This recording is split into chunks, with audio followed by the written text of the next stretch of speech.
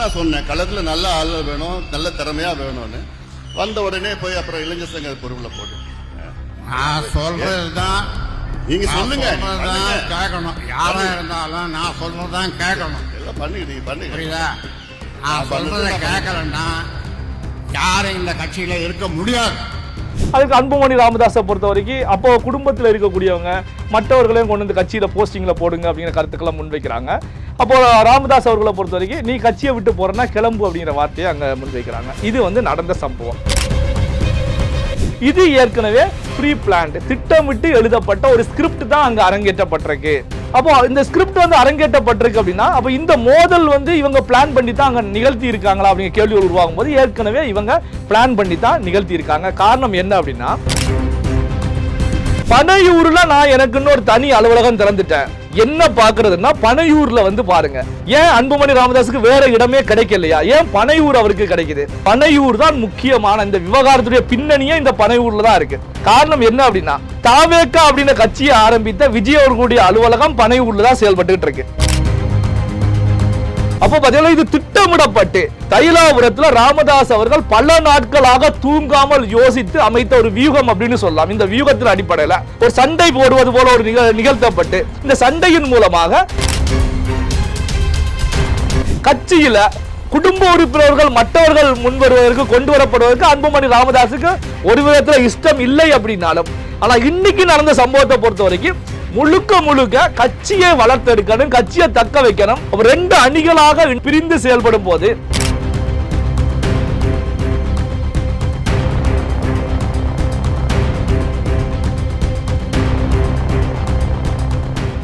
Real one நேயர்களுக்கு வணக்கம். இன்றைய நேயர்களுக்காக நம்முடன் இணைகிறார் பத்திரிகையாளர் நெல்லை சிவா அவர்கள். வணக்கம் சார். வணக்கம். எல்லா கட்சியுமே சமீபகாலமாகவே ஒரு மோதல் இருக்கும். அதில் பார்த்தீங்கன்னா சீமான் கட்சி தான் உடையும் அப்படின்ற மாதிரிலாம் எதிர்பார்த்தோம். அது சில நிர்வாகிகள் தொடர்ந்து வெளியேறிட்டு இருந்தாங்க. ஆனால் பாமக ஒரு ஜாதிய கட்சியை பேஸ் பண்ணியிருக்கு. அதுக்கு எந்த ஸ்மூத்தாக தான் போயிட்டுருக்கோம், அதில் எந்த ஒரு பிரச்சனையும் இருக்காது அப்படின்னு தான் எல்லாருமே சொல்லிட்டு வந்தாங்க. ஆனால் இன்றைக்கி பனிப்போர் உடஞ்சி இருக்கிற சூழல் நம்ம வெளிப்படையவே பார்க்குறோம். இந்த பனிப்போருக்கு என்ன காரணம் சார்? அதாவது காரணம் என்ன அப்படிங்கிறத பார்ப்பதற்கு முந்தைய நிலையில் இப்போ பார்த்தீங்கன்னா பாமகவுடைய சிறப்பு பொதுக்குழு கூட்டம் நடக்குது. இந்த சிறப்பு பொதுக்குழு கூட்டத்தில் முக்கியமான நிர்வாகிகள், கட்சியில் பதவியில் இருக்கக்கூடியவங்க எல்லாமே அதில் கலந்துக்கிறாங்க. ஏன்னா அங்கே நடந்த சம்பவம் தான் மிக முக்கியமானது. அந்த நிகழ்வில் 30 தீர்மானங்கள் நிறைவேற்றப்படுது.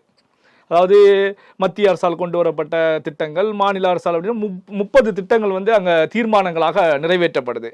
இந்த தீர்மானங்கள் நிறைவேற்றிய பிறகுதான் ராமதாஸ் அவர்களை பொறுத்த வரைக்கும் அவருடைய மகள் வழி பேரன், அதாவது காந்திமதி அப்படிங்கிற அவருடைய மகளுடைய மகன் முகுந்தன் பரசுராமனை இளைஞரணி தலைவர் அப்படிங்கிற நிலைக்கு அறிவிப்பு செய்கிறாங்க. இப்படி அறிவிப்பு செய்யும் போது தான் அன்புமணி ராமதாஸ் அதுக்கு எதிர்ப்பு தெரிவிக்கிறாங்க. எதிர்ப்பு தெரிவிக்கும் போது தான் 2 பேருக்கும் மேடையில் ஒரு மோதல் உருவாகுது. இந்த மோதல் உருவாகும் போது தான் ராமதாஸ் அவர்களை பொறுத்த வரைக்கும் இது என்னுடைய கட்சி, நான் ரத்தம் சிந்தி உருவாக்கிய கட்சி, அதனால நான் தான் முடிவெடுப்பேன் அப்படிங்கிற கருத்துக்களை முன்வைக்கிறாங்க. அதுக்கு அன்புமணி ராமதாஸை பொறுத்த வரைக்கும் அப்போ குடும்பத்தில் இருக்கக்கூடியவங்க மற்றவர்களையும் கொண்டு வந்து கட்சியில போஸ்டிங்ல போடுங்க அப்படிங்கிற கருத்துக்களை முன்வைக்கிறாங்க. அப்போ ராமதாஸ் அவர்களை பொறுத்த வரைக்கும் நீ கட்சியை விட்டு போறேன்னா கிளம்பு அப்படிங்கிற வார்த்தையை அங்க முன்வைக்கிறாங்க. இது நடந்த சம்பவம். சரி, இந்த சம்பவத்தை பார்க்கும்போது நமக்கு என்ன தோணுது, என்ன புரிகிறது அப்படிங்கிறத பார்க்கணும். அதாவது பாத்தீங்கன்னா ஒரு பாமகவில் ஒரு பதவிக்கு இளைஞரணி தலைவராக ஒருவர் கொண்டு வரப்பட போகிறார் அப்படின்னாலே அது முந்தைய நிலையில பாமகவில் இருக்கக்கூடிய முக்கிய நிர்வாகிகள் எல்லாம் கலந்து ஆலோசித்து தான் முடிவெடுப்பாங்க. தன்னிச்சையான முடிவு அங்க இருக்காது. என்ன காரணம் அப்படின்னா அது ஒரு முக்கியமான பதவி. அன்புமணி ராமதாஸ் அவர்கள் கூட இளைஞரணி தலைவராக இருந்துதான் தலைவர் அப்படிங்கிற பதவிக்கு வந்தாங்க. அப்போ பாத்தீங்கன்னா இந்த விவகாரம் ஒரு பொதுக்குழுடைய மேடையில ராமதாஸுக்கும் அன்புமணிக்கும் இடையில ஒரு மோதல் உருவாகிறது அப்படின்னா ஒரு பத்திரிகையாளனாக என்னுடைய பார்வை மட்டுமல்ல, அங்க பாமகவில் இருக்கக்கூடிய முக்கியமான நண்பர்களிடத்திலேயும் நான் பேசினேன். என்ன நடந்துச்சு, என்ன காரணத்துக்காக இந்த மோதல் அப்படின்னு பேசும்போது இது ஏற்கனவே ப்ரீ பிளான்ட், திட்டமிட்டு எழுதப்பட்ட ஒரு ஸ்கிரிப்ட் தான் அங்க அரங்கேற்றப்பட்டிருக்கு.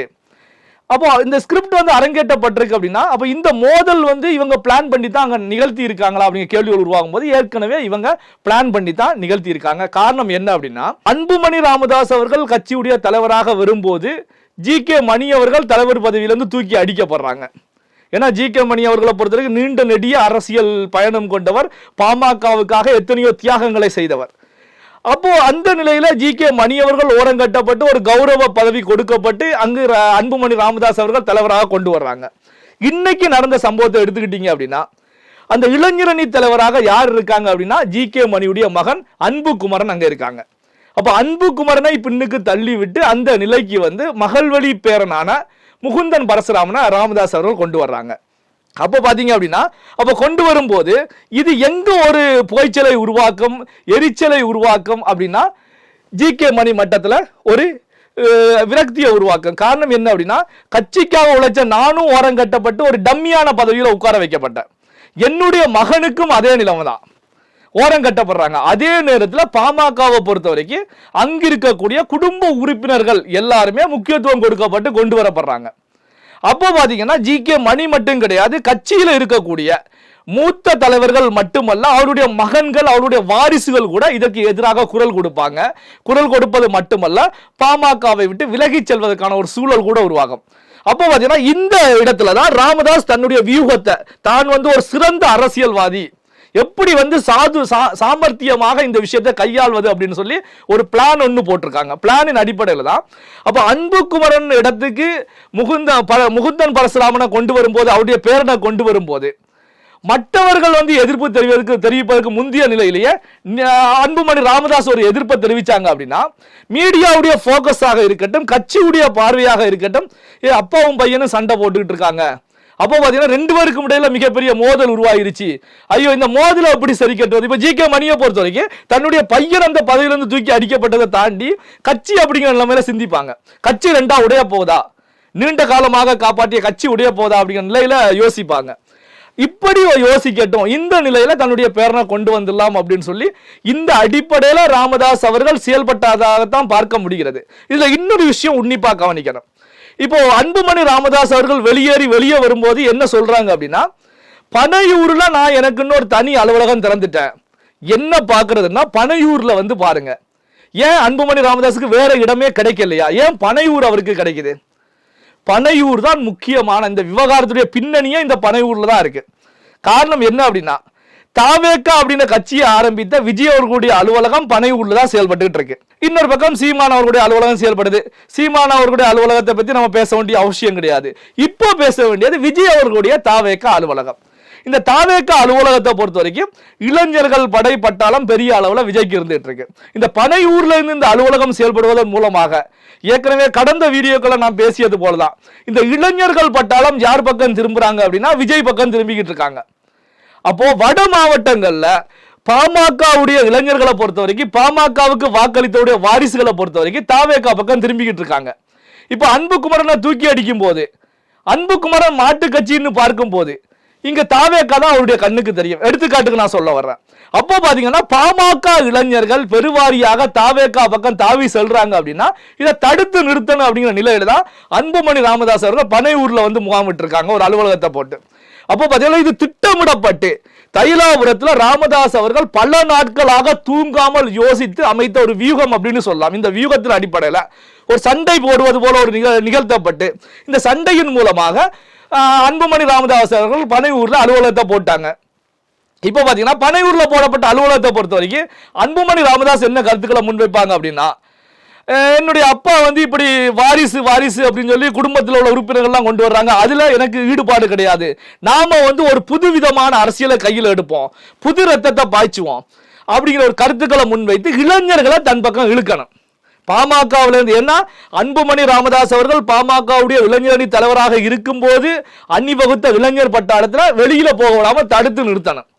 சோ அப்போ வந்து பாத்தீங்கன்னா இது போன்ற ஒரு செயல்பாடுல ஈடுபடலாம் அப்படிங்கிற நிலையில அன்புமணி அவர்கள் புறப்பட்டு பனையூர் வந்ததாக தான் பாக்குறேன். அதே நேரத்தில் வந்து பாத்தீங்கன்னா இந்த அன்புமணி அவர்களுடைய வியூகம், ராமதாஸ் அவர்களால் அமைக்கப்பட்ட வியூகம் பனையூர்ல ஈடுபடாது. ஏன்னா பனையூரை பொறுத்த வரைக்கும் விஜய் அவர்களுடைய கட்டுப்பாட்டில் இருக்குன்னு சொல்லலாம். அந்த அளவுக்கு விஜயுடைய வேகம், செயல்பாடுகள் எல்லாமே இருந்துட்டு இருக்கு. அப்படி இருக்கும்போது பனையூர்ல ஒரு பாமக அலுவலகம் போட்டு அன்புமணி ராமதாஸ் அவர்கள் சவாலாக எடுத்து தாவேக்காவுக்கு எதிராக செயல்படுவதற்கான நிலைகள் வந்து பெரிய அளவில் செயல்பட முடியாது அப்படிங்கிறத நாம சொல்ல முடியும். அப்ப இந்த சம்பவத்தை பொறுத்த வரைக்கும் ப்ரீ பிளான்ட், திட்டமிட்டு நடத்தப்பட்ட ஒரு சம்பவம் பொதுக்கூட்டத்தில் வெளியேற்றப்பட்டிருக்கிறது, அரங்கேற்றப்பட்டிருக்கிறது அப்படிங்கிறத நாம பார்க்க முடியும். இதுக்கு முன்னாடி நாடாளுமன்ற தேர்தலோட கூட்டணி கிளாஷ் அவங்க 2 பேருக்குள்ள இருந்தது அப்படின்னு சொல்லப்படுது. அந்த தகவல் அப்போ பொய்யா? இல்ல, அதுவும் உண்மையான தகவல் தான். அதாவது காரணம் என்ன அப்படின்னா, ராமதாஸ் அவர்கள் ஒரு முடிவை எடுத்தாங்க அப்படின்னா அதே நேரத்தில் அன்புமணி ராமதாஸ் அவர்களை பொறுத்தவரைக்கும் இன்னொரு கோணத்துல யோசிப்பாங்க.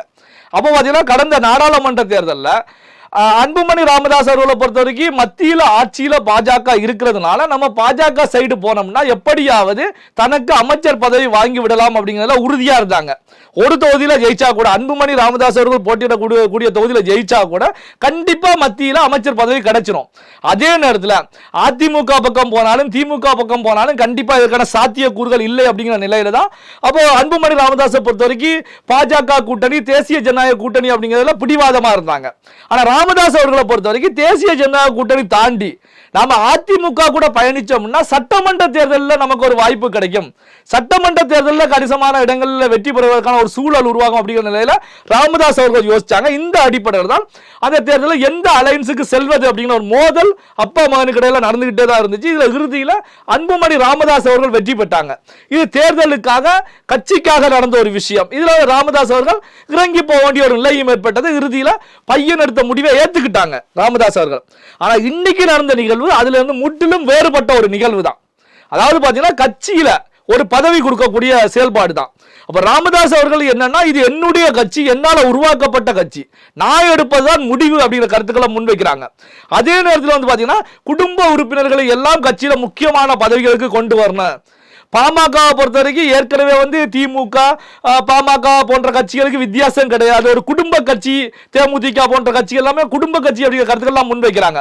அப்பா மகன், அதே நேரத்தில் பார்த்தீங்கன்னா குடும்பத்தில் உள்ள உறவினர்கள், வாரிசு அப்படிங்கிற நிலையில தான் இந்த கட்சிகள் பயணத்தை எடுத்துக்கிட்டு இருக்காங்க.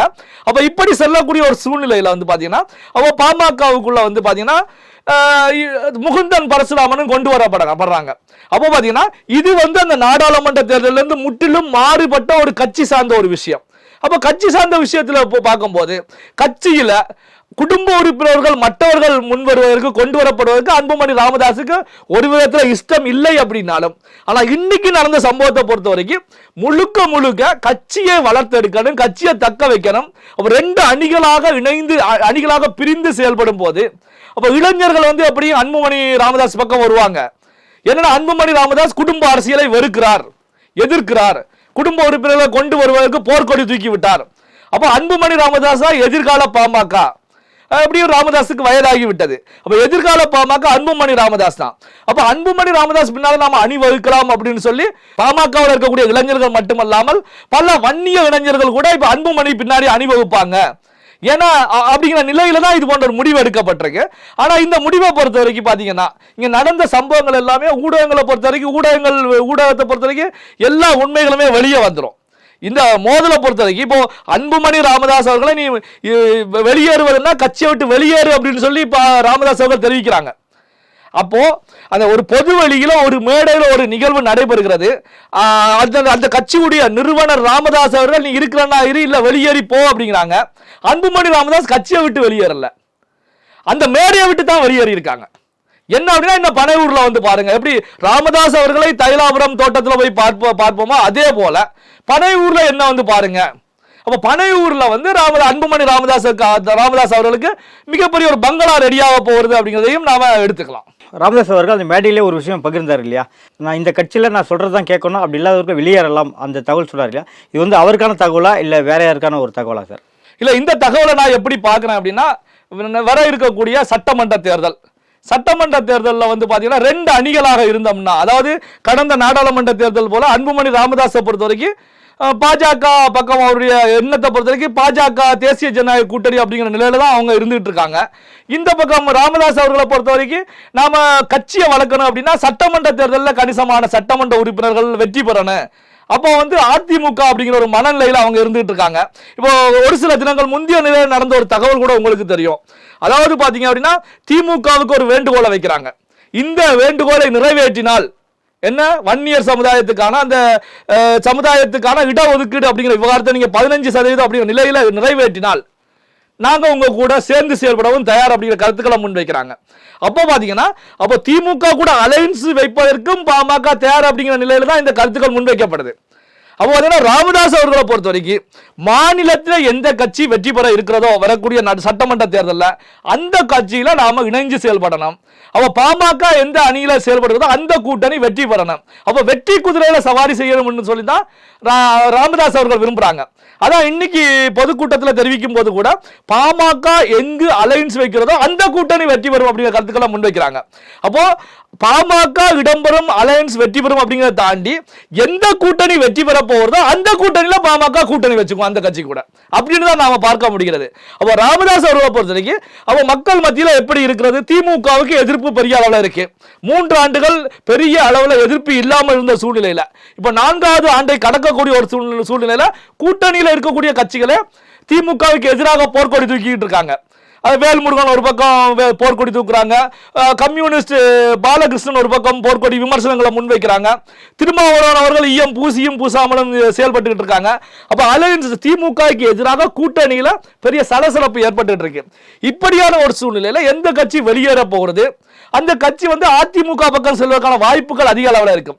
அப்ப அதிமுக பக்கம் செல்கிறது அப்படின்னா அப்ப பாமகவை பொறுத்த வரைக்கும் அதிமுக கூட்டணியில் இடம்பெற வேண்டும் அப்படிங்கிற நிலையில தான் ராமதாஸ் இருந்துட்டு இருக்காங்க. அப்போ பாத்தீங்கன்னா அப்ப அதிமுக பக்கம் இடம்பெறணும் அப்படின்னா அப்ப தற்போதைய நிலையில யார் எந்த அலையன்ஸ்ல இருக்காங்க, தேசிய ஜனநாயக கூட்டணி அலையன்ஸ்ல பாமக இருக்கிறது. அப்ப தேசிய ஜனநாயக கூட்டணியோடு பேசுவதற்கு அன்புமணி ராமதாஸ், அதிமுக திமுக கூட பேசுவதற்கு ராமதாஸ், 2 அலையன்ஸ். அப்போ மற்ற கட்சிகளை பொறுத்த வரைக்கும் இதுல யார் முடிவெடுக்க போறாங்க அப்படின்னு கேள்விகள் வரும்போது ராமதாஸ் அவர்களை பொறுத்த வரைக்கும் நான் எடுக்கிறதா முடிவு, நீங்க வாங்க என் கூட வாங்க உட்கார்ந்து பேசுவோம், அங்க என்னென்ன விஷயங்கள் இருக்கிறதோ அதை பேசி நாம முடிவை இறுதி செய்துக்கலாம்னு சொல்லி இந்த பக்கம் ஒரு பேச்சு நடந்துகிட்டு இருக்கோம். அன்புமணி ராமதாஸ் அவர்கள் அந்த பக்கம் அடுத்த கட்சி அடுத்த கூட்டணி கூட பாஜக போன்ற கட்சிகளோட ஒரு பேரம் பேசக்கூடிய நிகழ்வுகள் நடக்கும். இதுல பாமகவுக்கு குறிப்பாக பாமக அப்படிங்கிறத தாண்டி ராமதாஸ் அவர்களுடைய குடும்பத்திற்கு எங்கு ஆதாயம் பெரிய அளவில் கிடைக்கிறதோ அந்த அணியோட செல்வதற்கான ஒரு சூழல் உருவாகும். அப்போ 2 சைடுலையும் கூட்டணி பேச்சுவார்த்தை பேசுவதற்காக இங்கு 2 அணிகளாக பிரிந்து பாமக செயல்படுகிறதே தவிர பாமகவில் துள்ளியளவு கூட விரிசல் கிடையாது. அங்கு பாத்தீங்கன்னா ராமதாஸுக்கும் அன்புமணி ராமதாஸுக்கும் இடையில எந்த விதமான மோதலுமே கிடையாது. இது திட்டமிட்டு நடத்தப்பட்டிருக்கிறது. என்ன காரணம் அப்படின்னா 2026 சட்டமன்ற தேர்தலுக்கான ராமதாஸ் அவர்களுடைய அரசியல் அனுபவத்தின் மூலமாக எடுக்கப்பட்ட ஒரு வியூகம் சாமர்த்தியம் அப்படின்னு தான் சொல்ல முடிகிறது. நடப்பு அரசியல் குறித்து பல்வேறு கருத்தில் இப்ப மிக்க நன்றி சார். நன்றி.